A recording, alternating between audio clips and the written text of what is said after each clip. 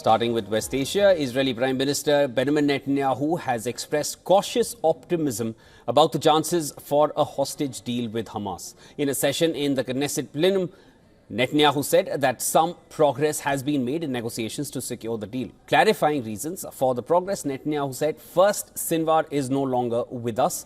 The Israeli Prime Minister then added that Hamas hoped that Hezbollah and Iran would come to their aid, but they are licking their wounds. With a few days left for the Hanukkah holiday, Netanyahu said happiness cannot be complete until all hostages are back home. Hamas Al-Qassam brigades has warned of harm to the Israeli hostages amid ongoing IDF operations in the besieged Palestinian enclave. The military spokesperson of the Al-Qassam brigades, Abu Ubaidah, said the fate of the hostages depends on the progress of the occupation forces. As he claimed, they are advancing hundreds of meters in certain areas under attack. Ubaidah hailed the bravery and battlefield performance of Hamas fighters and claimed Israel was concealing its true loss and the dire condition of its soldiers in northern Gaza.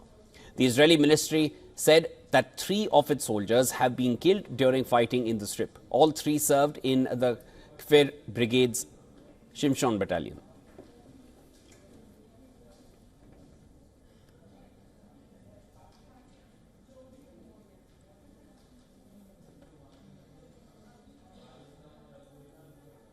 All right, to get more details on this, we're now being joined by our correspondent Jody Cohen, who's joining me live from Renana. Jody, thanks for joining in. How is Israel likely to respond to the latest Houthi attack aimed at Tel Aviv and central Israel?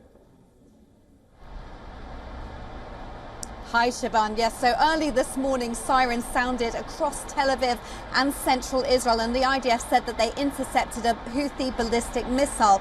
That's after the Houthis launched an explosive drone at Israel on Monday, which was intercepted, and 2 ballistic missiles over the weekend, one of which hit a children's playground in South Tel Aviv, and one brought down a school building near Tel Aviv. Now, the Houthis have fired more than 200 missiles and 170 drones at Israel over the past year, and Israel has started striking back recently, with Prime Minister Netanyahu saying that Israel has destroyed significant Houthi assets. Netanyahu indicated that Israel is stepping up its campaign against the Houthis.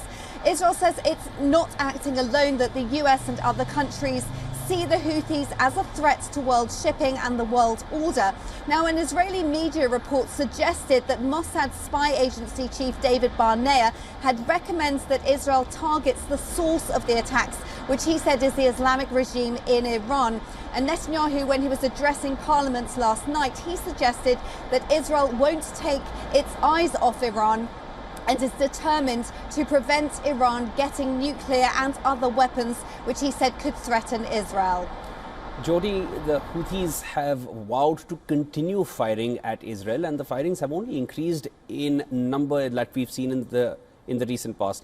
And this, of course, again, they're firing in solidarity with Hamas, something we had heard from Hezbollah as well when they were firing at Israel regularly from Lebanon. Now, is the Gaza war any closer to an end?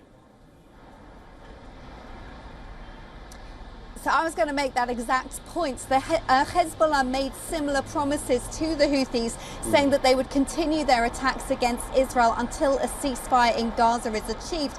But as we know, Hezbollah then agreed its own ceasefire, and that's after Israel intensified its counterattacks. So Israel's likely to carry out a similar strategy with the Houthis.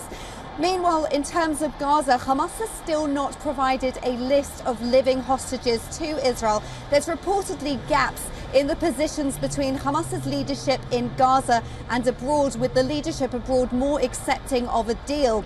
Now, Israel says there won't be a permanent ceasefire while Hamas is holding hostages and with Hamas still in power in Gaza. But Netanyahu has expressed cautious optimism about the chances for a hostage release deal.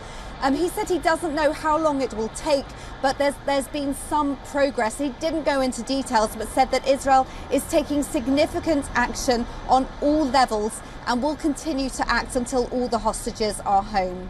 Thanks, Jody. That was Jody Cohen, our correspondent, joining us from Renana, Israel, with the latest.